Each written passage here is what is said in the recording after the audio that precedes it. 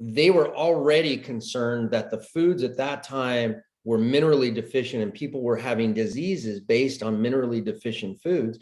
So here we are, fast forward 90 years with all of this incredible amount of chemicals being added to our soils.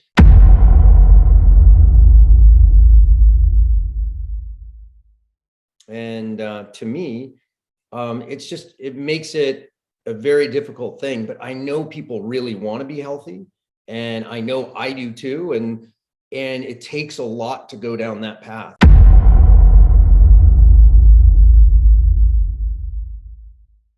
It's almost surely a synthetic, because otherwise it's either naturally occurring or it wouldn't say anything. It would just say, vitamin A, right? So, but you can make, and in fact, many companies do make beta-carotene from petroleum.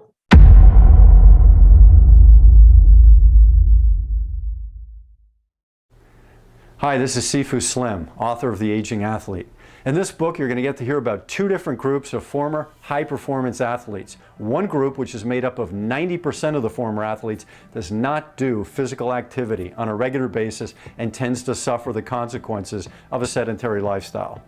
The other group, which is made up of 10% of the former athletes, is doing physical activity on a regular basis and tends to thrive through the aging process, or at least has a better chance at coping with the aging process. We could have taken these folks to a lab and done all kinds of tests on them. Instead, we slowed them down and sat them down and asked them, in their own words, to describe why they're wired the way they are, so that we all, former athletes and non-athletes, can use some of their inspirational and motivational and mindset lessons in our own lives. I hope you pick up a copy today. You can go to theagingathlete.com. And when you have a chance to read it, I'd love to hear back from you to find out what your thoughts are on the stories of these aging athletes.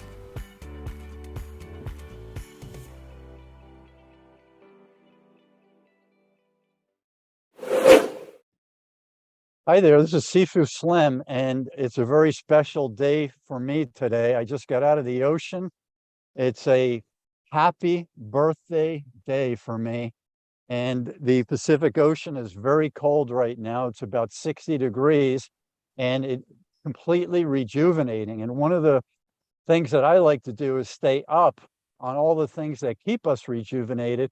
So from here in Santa Barbara, California, I'm going to invite Steve Abbey in, and we'll have him tell us about the deep dive that he's gone on for 3 decades or so, and what he's done with all that information to provide wellness for himself and to pass on options that we can do, very busy people, so that we can be up and maintaining our wellness on a nutrition level each and every day with very minimal effort. Steve, say hello to everybody and tell us a little bit about your background. Well, first off, I'm glad to be here. My background is actually, my schooling is in economics and psychology. But then I immediately went into business when I first got out of school and set up a company with a friend of mine, exporting aircraft components. And then it's just, I've done several different businesses, real estate and solar development. But they've never been my passion. My true passion has been health and healing. And I was involved with several people who were very sick and helping them go through the process of actually dying.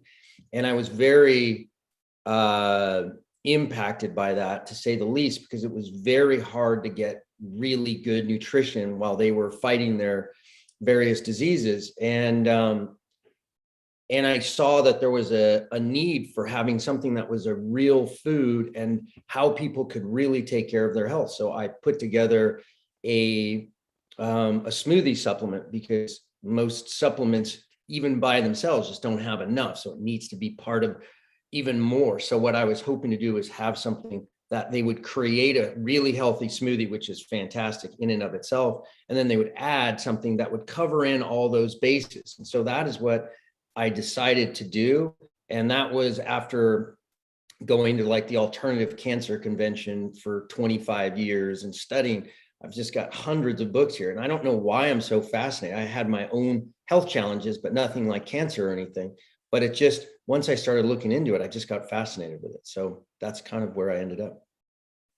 Got it. Thanks for sharing that, Steve. I happened to interview, out of the many, over almost 2,000 interviews with athletes and wellness experts. And one person shared a message that was so short that I had to include that in my coaching of people and in my literature that I produce. And it was this.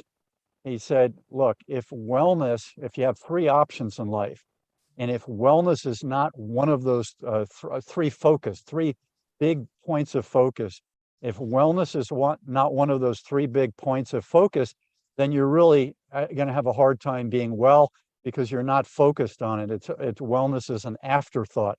What are your feelings on that statement by Wolf Weigo, who's a water polo legend, currently the water polo coach for men's and women's at UCSB? Well, the problem I see is I've been looking into this at a fairly deep level for 25 years and in a very out of the box way.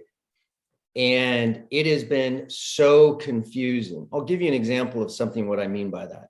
So there is a company that I was planning on using in my product, and it's all natural and it's all nutrients that are very expensive, coming from whole food ingredients.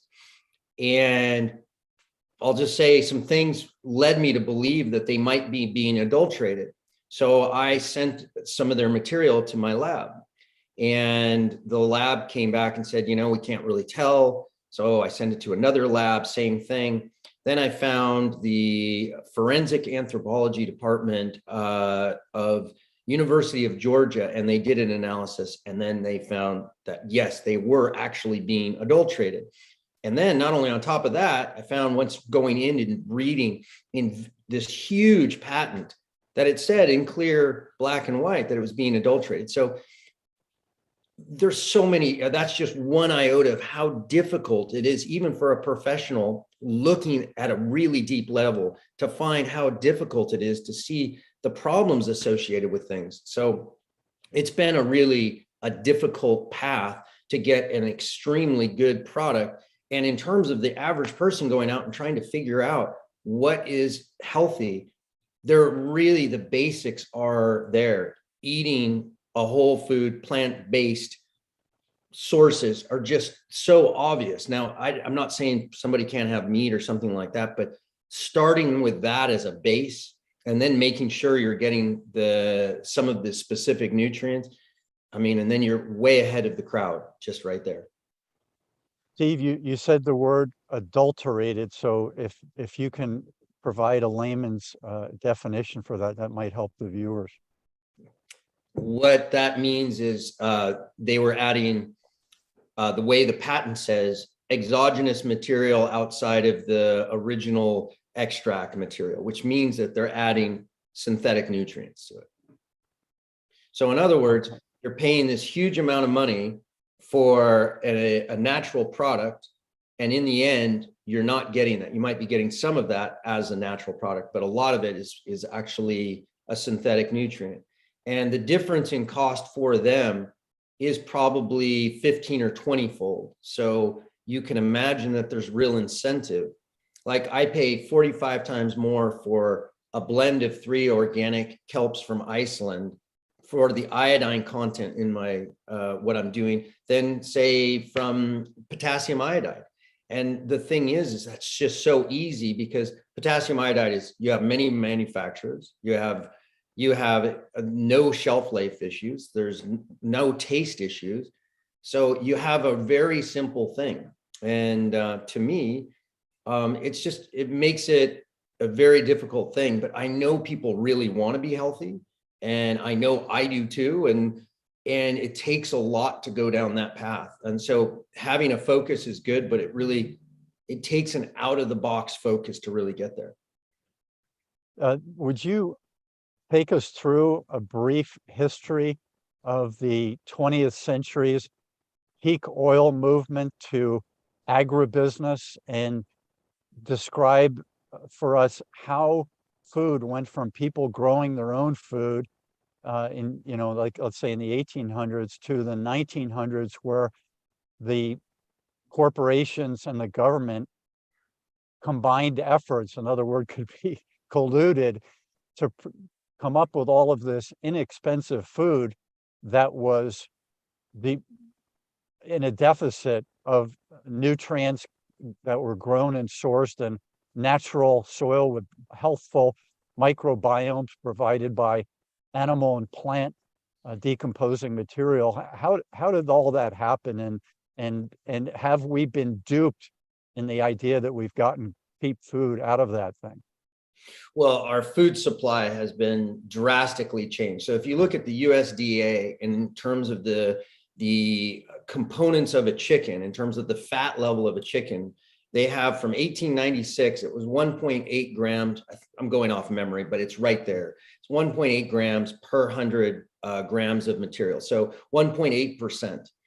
And as of a recent one, it was 23 point, I think it was 4 or something like that. So over 10-fold increase in fat content for chicken. Now, we just think chicken, and we're looking at it as, oh, that's just right here. But the truth is chicken has become a very fatty food. It is not what it was over 100 years ago. And you can look at everything in that light almost. If you look at the fruits and vegetables and you look at the amount of nutrients that were cataloged at the time of like the 60s compared to now, they've all dropped across the board. And that's because the mineral salts that are in the soil are being stripped out with every crop. And yet what's being replaced is NPK and nitrogen, potassium, and phosphorus, right? So those three are what's going back in, but you're stripping out all the other minerals. And so those are getting depleted. And then you've got GMO foods. And then you've got on top of that, they're being ripened at different times. Like you can have an orange that has 0 vitamin C. And it's because they pick it while it's green, they put it in a warehouse, and then they put I don't remember what they use to do it, but then they ripen it artificially. And in the end, you have an orange that looks like an orange. It doesn't taste that great, but it also doesn't have any vitamin C. It'll have 0 vitamin C. Wow. I was talking to someone who is an organic farmer about 10 years ago about the ripening of products. This was in New Jersey, and I was on the farm where I grew up. And I said, do you know anything about the ripening of food? She says, yes, I've actually been in the places where they do it. And one thing that they do is they gas the food. Things are inside of a room, and who wants to be inside of a room and getting gas? Well, that's what these vegetables and fruits are having done to them to ripen, and it happens over a period of hours or days to provide the gases that these crops need to ripen, and that's the way they can ship them while they're still not ripened and green, and then they get to the final destination, the plant where they gas this food. So this is a strange world that we're living in. Yeah, no, it's a very bizarre path. But this was actually, you probably know about this, there was a Senate hearing on the fact that our foods were becoming minerally deficient. Do you remember that? Do you remember hearing about that? I think it was I remember 1932. I think it was 1932. So if you think of the time frame and how much worse it's gotten over the last 90 years, because that was 90 years ago, or roughly thereabouts. So they were already concerned that the foods at that time were minerally deficient and people were having diseases based on minerally deficient foods. So here we are, fast forward 90 years with all of this incredible amount of chemicals being added to our soils to make things grow, but not in a healthy way. But this is all about just making more bushels and more production. This is not about doing it for health. There are ways to actually grow foods that would be incredibly healthy. And maybe that is a way for somebody in your listener group to actually grow some food and measure the difference between theirs and what's going on elsewhere. That would be actually fascinating. Yeah, Steve, my first book was called Sedentary Nation. And in that book, I talk about Eisenhower and how after World War II, and he finally in the 50s as the president, he began the President's Council on Physical Fitness. And what he remembered was people in the 1930s and early 40s coming into the military, was where he was a higher up, and he saw these people coming in, and this is our grandparents and uncles and this type of thing generation. These people at age 19 in the 1930s and early 40s, in his opinion, and the test that they ran them on, weren't fit. And how did that happen? Well, there was a lot of caffeine, so drinking sodas, drinking coffee, and smoking, and then eating ice cream. So this is the late 30s and 40s. So at the same time you're talking about the nutritional deficit, there was a physical fitness deficit. So it happened so long ago that many people think that it happened during the obesity crisis in the 1980s and through now, but there was a problem with nutrition and fitness way back in the early part of the 20th century.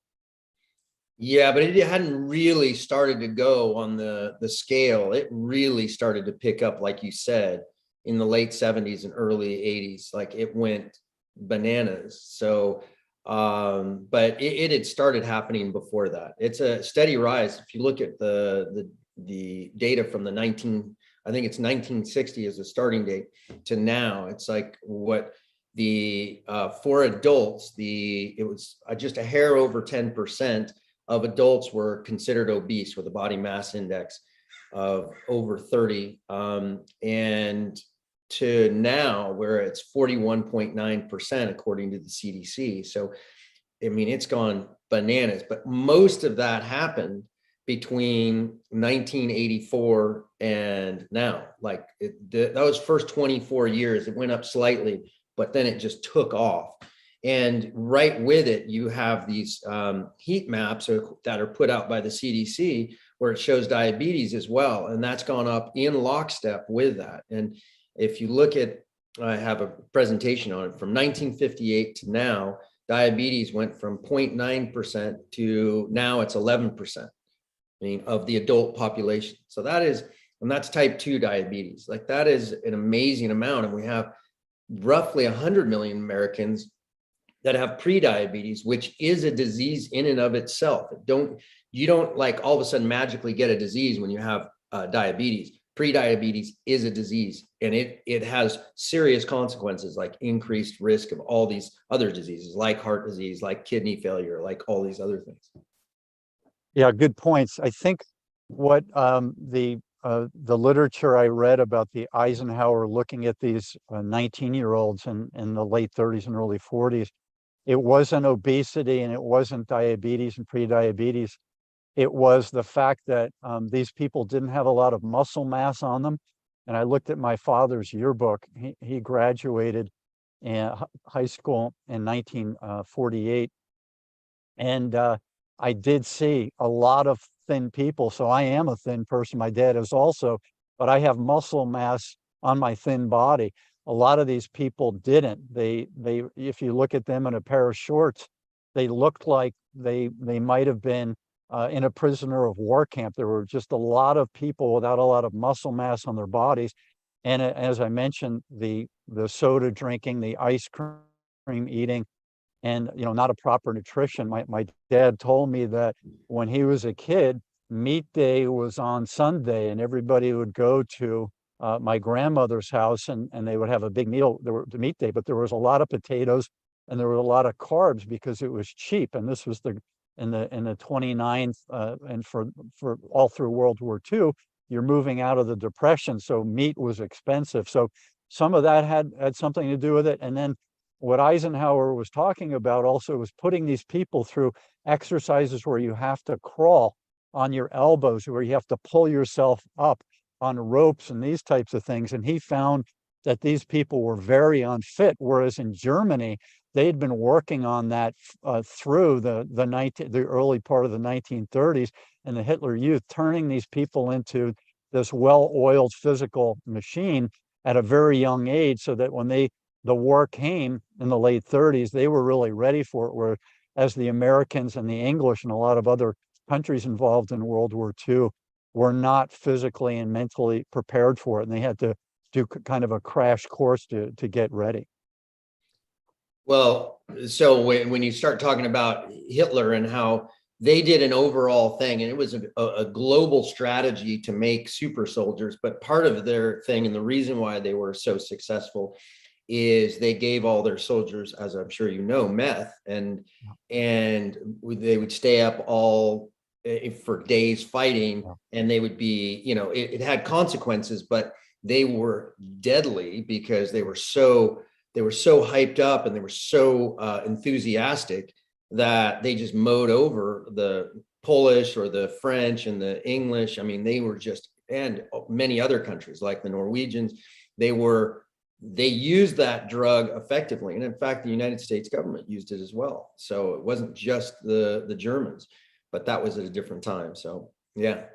Yeah, the other countries they were invading had to go to sleep, whereas if you're up for 4 days, you can keep fighting and gaining territory and occupying. So that was part of that, the blitzkrieg of the human body. I want to ask you a question about advertisement.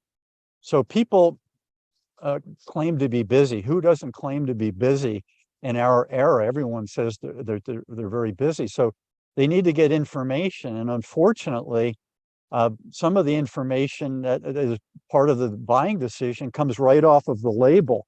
And so, you know, here's my kombucha right here. And It's hard to see. yeah, it's hard to see in this one. It says bubbly probiotic tea for a happy gut, right? So this is store-bought kombucha, not homemade kombucha. And a friend of mine who makes homemade says, hey, I want you to come over. I'm going to give you a new SCOBY. I want you to make your own kombucha because he has problems with the store-bought kombucha. It's hard to do anything in what would you call it, a corporate and a grand scale. On a grand scale, it's hard to do it correctly and be efficient in your cost and your time if you do it on such a grand scale without cutting corners, without, as you said, producing things that are adulterated. So tell us about advertising and, you know, how people make their buying decisions and what we should be watching out for in terms of the things on labels. Well, that's a difficult one because people have been showing me their, you know, I sometimes give presentations and they're showing me their labels and saying, this is all whole foods, right? And I'll say, actually not. And when one of them has written to the company and they are saying they went, it took a long time to get to finally, well, we don't really know, but they actually do know. They must, or somebody there must, but it was clearly being adulterated. And it's not that it's a bad product. It's just not being divulged. Let's put it that way. So it's a really difficult task. And there are clear things you have to understand, like when you're looking at something, ascorbic acid, probably everybody or most people knows that when you see vitamin C and then in ascorbic acid, that is a synthetic, right? Some of the other ones are a little bit more difficult. Beta-carotene, right? You see that. Beta-carotene, there was a study used with beta-carotene because when they had seen that people that had higher levels of beta-carotene had much lower levels of lung cancer, right? So what they did is they took a whole bunch of smokers and they gave them high amounts of beta-carotene. Now they had to stop the study early because it increased the lung cancer substantially. And in the end, it's because one, when you isolate beta-carotene from everything else, it's not that it's never found that way in nature, right? So first off, let's start there. So it's never found that way. So your body is getting thrown this one carotene in just giant amounts and not all the other, there are several hundred carotenes, right? So all of a sudden you just have one in this ginormous amount, but two, the form and the where it came from is crucially important. So when you see it written out in parentheses as beta carotene, it's almost surely a synthetic because otherwise it's either naturally occurring or it wouldn't say anything. It would just say, you know, vitamin A, right? So, but you can make And in fact, many companies do make beta-carotene from petroleum. So you have a petroleum product. Now, I don't know if that's the one that was used in the study that was stopped early, but I wouldn't want to have an isolated nutrient. And I'll ask you, I think you probably already know, do you know how ascorbic acid is manufactured? Yeah, it's done with corn syrup and an acid bath, and it's completely done in a gigantic, like a laboratory factory setting, and it's pumped out as vitamin C ascorbic acid, and which is the powder that was available in the 70s when I was learning about vitamins in my health class. We had a really cool health teacher come in, and she had all this great information, but what wasn't available back in the 70s when I was doing this was easy access to information and easy access to really good health products and supplements. It was just hard to come by. So share with me if I missed anything on that. Well, so ascorbic acid used to be made out of a plant in New Jersey, and that got moved over to China. Now 95% of the world's supply of ascorbic acid comes out of China. And what you do is you take high fructose corn syrup, you put it under incredible pressure, incredible heat. Then you do an acetone wash, and then you do a hydrochloric acid neutralization process. And in the end, you have a molecule that's chemically identical to what you find in nature. However, it's never found that way in nature. So what happens is, one, it doesn't act the same as normal vitamin C. So there are all these studies done on that where supplementation vitamin C doesn't work, whereas dietary vitamin C or non-ascorbic acid or natural form does work. And it won't even, the original developer, what was it, Dr. Gregory Saint, I never can remember it. It's a Romanian name, but he won 2 Nobel Prizes for discovering vitamin C. He was always surprised when he took natural vitamin C, but he stripped everything down to just ascorbic acid. It would not cure scurvy. But the modern day is even worse because it actually has a net negative effect. So, so in the end, ascorbic acid, when it's done in that way, will not even cure scurvy, which is the disease that is of deficiency of vitamin C. Because there are all these cofactors and bioflavonoids and everything like that that always come with it that are used by the body to actually use it. And it requires that to have vitamin activity. Albert Zent Georgi, the man who discovered vitamin C, passed away at age 93 in 1986. Wow. Yeah, he was a genius. So do you think if I had access to the store-bought powder granular ascorbic acid in the 70s and I was in New Jersey, is it likely that it was plant-based and not made in the compromised, adulterated way, or what are your thoughts on that? I think it was still an adulterated product. I mean, it was a synthetic product. And the thing is it probably was better, but I don't know that. I don't have it's probably better than what we have now. But it goes down a weird path because there are all these things when it comes to when it comes to nutrition and how people are always trying to isolate it, patent it, and then, put it out into the market where they can mark it up a lot. It becomes a unique thing.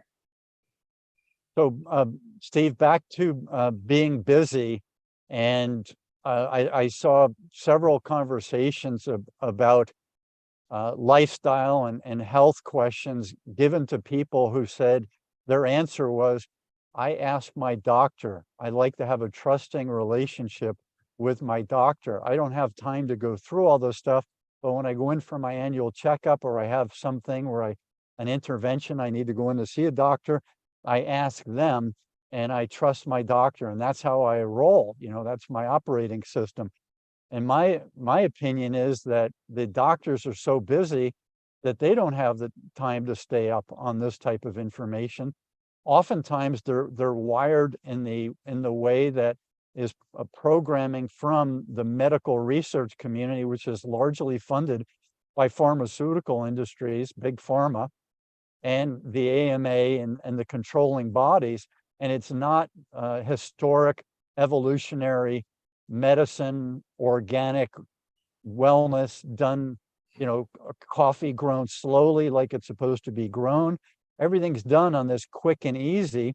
And these medical people, as I interviewed Dr. Saunders, our mutual acquaintance, he said, with a very short number of hours and days in medical college where you're learning about nutrition and holistic living, there's no way these people can know what they need to know to provide that information to their patients.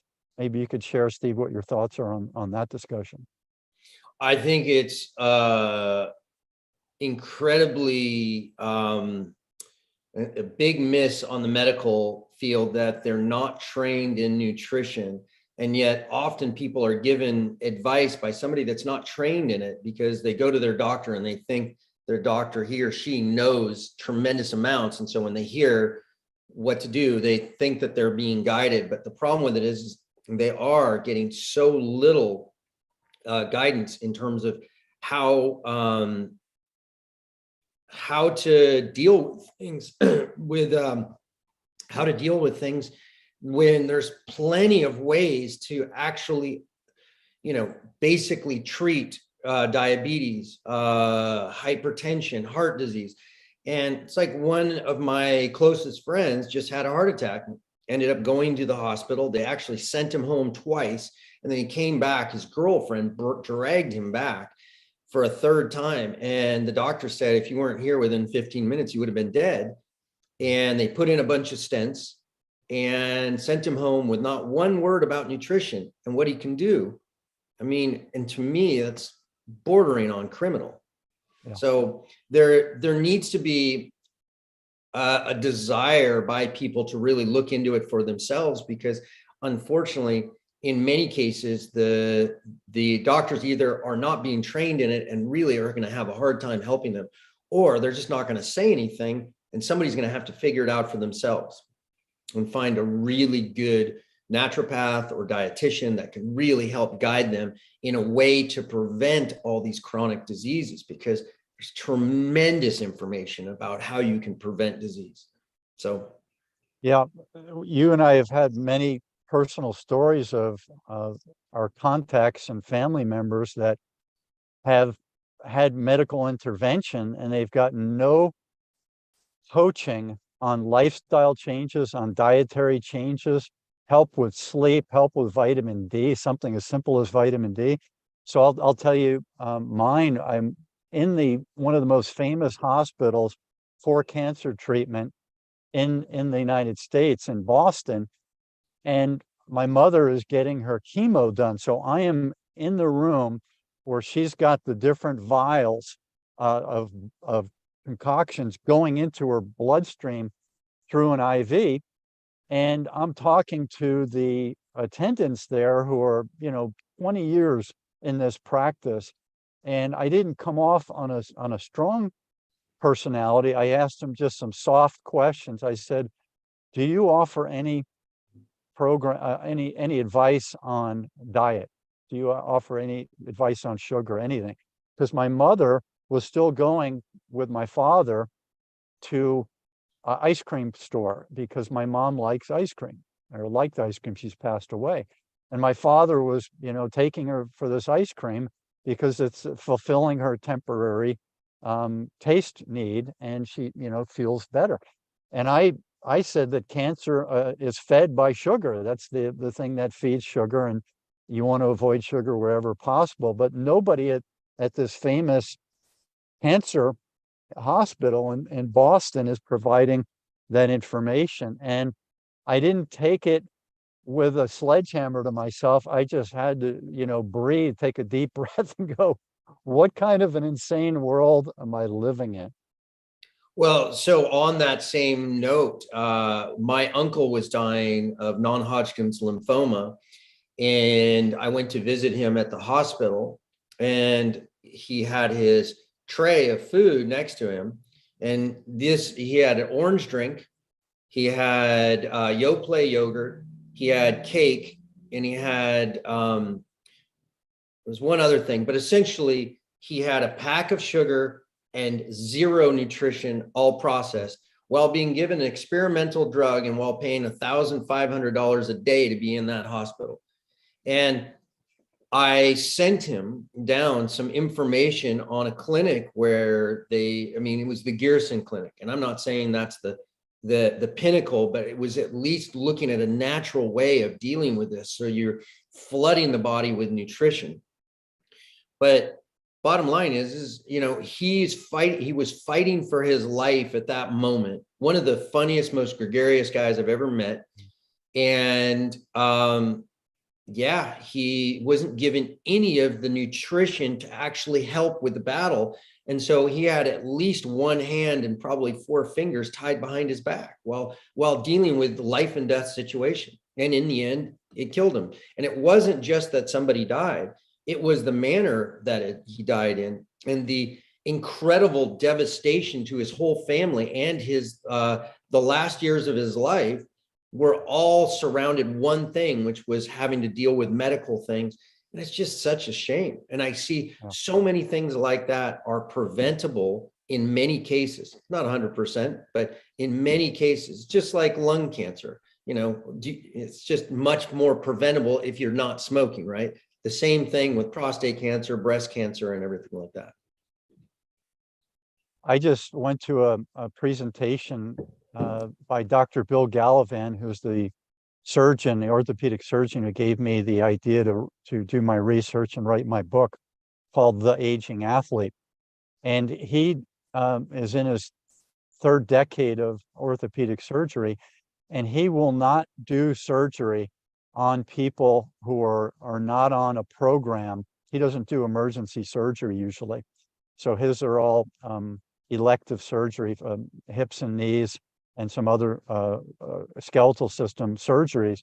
But because of the statistics, he will not do surgery on people who are smokers and for people who are a certain level of being obese or unfit. So he says, get fit for your elective surgery. The statistics he shared on infection, if you're a smoker, your risk of infection, I think it goes up 20 times. If you're obese, it goes up 60 times. If you're a smoker and obese, it goes up 120 times. Those may not be the correct numbers, but it was something to that effect. And so he's looking out for the patient and his whole staff and the professionalism of his business. So he's not having to deal with people dying because of infections during his surgeries, which he's gotten down like on a knee replacement. He's gotten down to the tourniquet being around the blood vessels to under 40 minutes. Isn't that incredible that he's gotten that down to remove the old and to put in a new knee to under 40 minutes? So it's really advanced in the last several years. Wow, that seems extremely fast. Yeah. So if we have to consider this programming of why we think, we busy people, not me, but we as the majority of people, that the doctors and the clinics are the answer for our wellness questions and our wellness care, I think it's more of a medicinal care and an intervention care where they can actually shine. But for people to think that the doctor and the medical society is the way we can get well, I wonder where that programming has come from. Maybe you can share your thoughts on that. Well, there are 2 things. So one, you were just talking about this doctor who didn't do elective surgery on patients that had obesity or smoking. But I would put it the other direction as well. There are clearly ways to increase people's immunity from infection, right? There are very clear ways that could be done. So he could, if he's choosing to do that, he might want to take it the step further and say, for the people that are doing it, even that are not obese, not smoking and everything like that, you could increase specific things like mushroom consumption, right? So people would all of a sudden be eating mushrooms, and it shows that your IgA, which is one of your immune factors that are in all the mucous membranes, so like your eyes and your mouth and your nose and everything like that. But there are all these other ways that you could do it with medicinal mushrooms. You could do it with specific things like whole form zinc and vitamin C, et cetera, et cetera. All these ways to actually boost the immune system. And to me, that would be a very valuable thing. Like if somebody's going to schedule it out 3 weeks, you give them as the doctor and say, hey, here's a package that you're going to do every single day for the next 20 days. And now you're going in with a tremendous amount of reduced systemic inflammation in your body. So your overall, like as measured by a C-reactive protein, your total chronic inflammation is down, which will be fantastic for somebody going through a surgery. Your antioxidant system is way up because you want your antioxidants up during a surgery. And then if you wanted to, you do all of these things specifically to boost these immune factors in your body, boosting the macrophages and the things like that. To me, that would be a fantastic thing to do before these elective surgeries. So there's a lot of information that you've shared in the presentations that I've seen you do. Can you tell us a little bit about your website and what your intentions are in providing information and sources of natural supplementation for people, for these busy people we've been talking about? Well, my website is sosnutrients.com, and the premise of why I created it, as I kind of hinted at earlier, is I really wanted to make something that would have a substantial impact on a person's health trajectory. And there's no way that I can make it as a total smoothie that I can see. There's possibly ways to send over freeze-dried everything and then have the powder with it. But the truth is if people make a smoothie at their house, so I'll start from the beginning. The average American has 12% of their calories from whole plant foods. This is incredibly low. And if you look at indigenous people with what they're eating, it's 80, 90%. So we're at 12%. So we're completely deficient in all of these things: potassium, fiber, vitamin K1, vitamin K2, et cetera, across the board in all these things. So one way to at least start immediately is to having a tremendous amount of really healthy organic whole plant foods. So a smoothie is a great way to have a huge dose of that.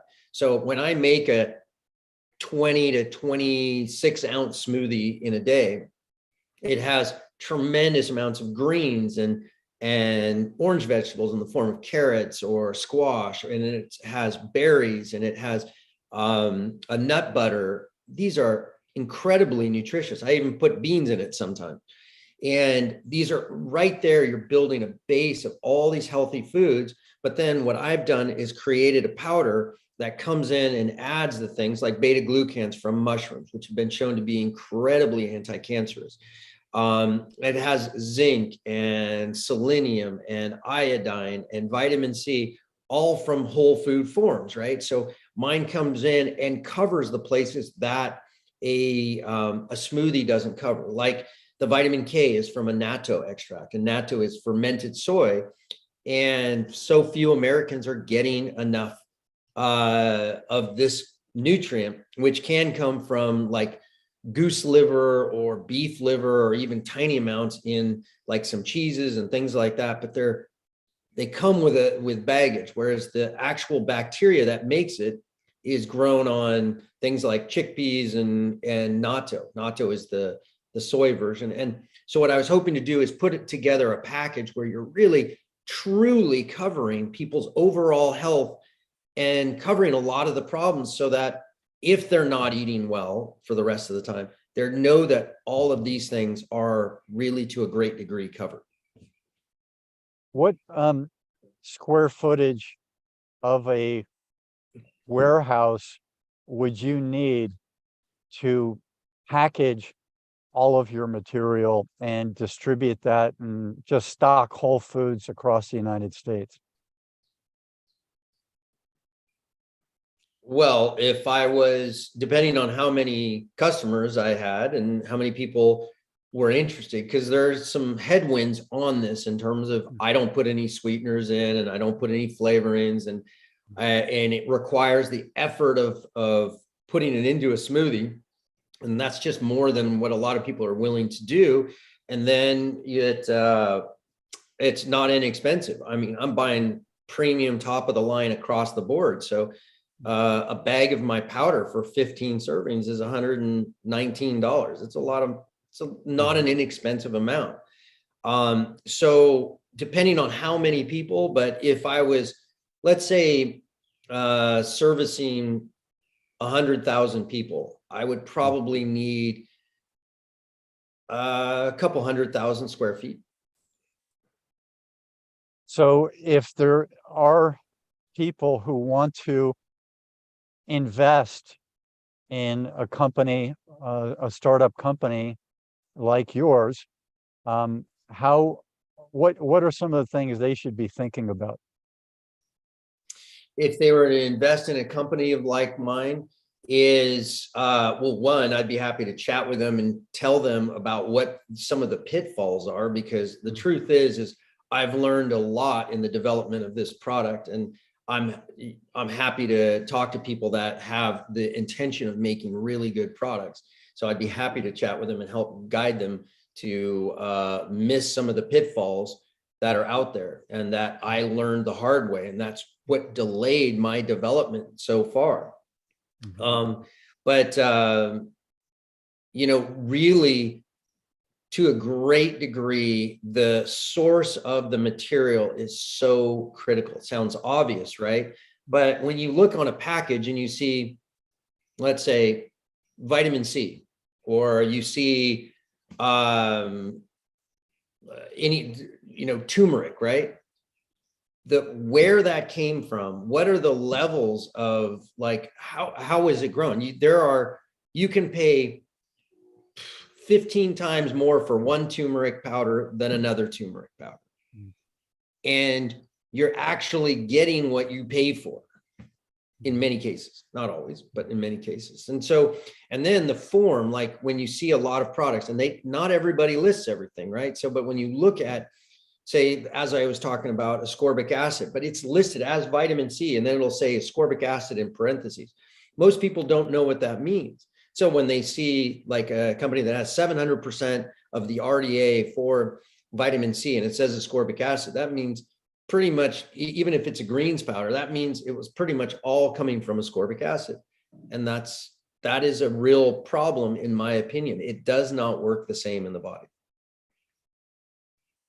Are there any products at Whole Foods right now that are expensive to the point where only a certain select group of people will purchase them, but they're still able to sustain the company and make enough margin for Whole Foods? There are very expensive products at Whole Foods and other places, and some of them are very good. And but what I've found, the biggest problem that I've found with most products is the good ones, you have to know what you're doing. You have to find ones that are good, but then they're pretty much across the board, not comprehensive. Because I mean, I wonder if I have it here. I have all these books. Oh, they're not right here. I have all these books on like the iodine crisis, the magnesium miracle, the medicinal mushrooms and your health, all these books. And you can get a really good product that's a mushroom product that really high quality. There are several of them. I could help guide somebody. I could help guide you to the best form of magnesium. I could help guide you to the best form of vitamin C. There are many places that you can get a really high quality vitamin C whole food product, right? But as it turns out, they're all important. So yeah, are you just going to get vitamin C, or are you just going to get vitamin E? And which form of vitamin E? Because there are 4 tocopherols and 4 tocotrienols. Like, what do you actually need to take and why? It just goes down a path. So are there good products out there? Absolutely. The problem that I've found is, in and of themselves, they're not complete and they're not comprehensive, And it's not just that product is going to solve all of these problems. It really requires something. That's why mine is to be mixed in with a smoothie, which hopefully in and of itself will be very healthy thing. So even if somebody just hears one thing today, a healthy smoothie is a fantastic thing to jump people up in terms of their health, and like from antioxidants, from all sorts of vitamins and minerals, like, and then phytochemicals in particular, like sulforaphane from cruciferous vegetables. So I always put a cruciferous vegetable in the smoothies that I make, and whether that's broccoli or broccoli sprouts, which are even higher in that, or cauliflower, cabbage, especially purple cabbage, which also has anthocyanins, et cetera, et cetera. I could go on and on. But making a really healthy smoothie, if I had one thing for somebody to do as a nutritional additive, in most cases, a smoothie would be the easiest thing for them to really jump ahead in a lot of ways. I think that's a good place to end this first conversation. I'm open to do more. This has been very helpful to me, and I'm sure the listeners are going to appreciate it. And we hit hard on several topics, and there is a way out.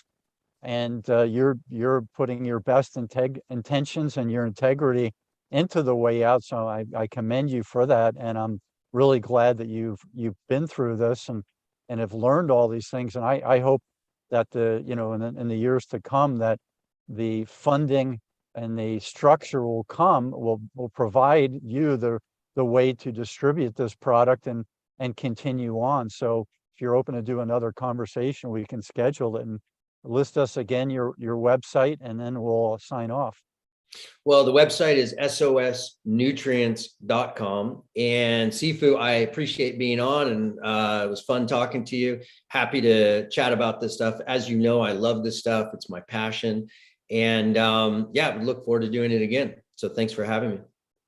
Thanks, Steve. And I'm Sifu Slim at sifuslim.com. And we look for a thumbs up and your comments below. And we'll see you next time with another great message on wellness.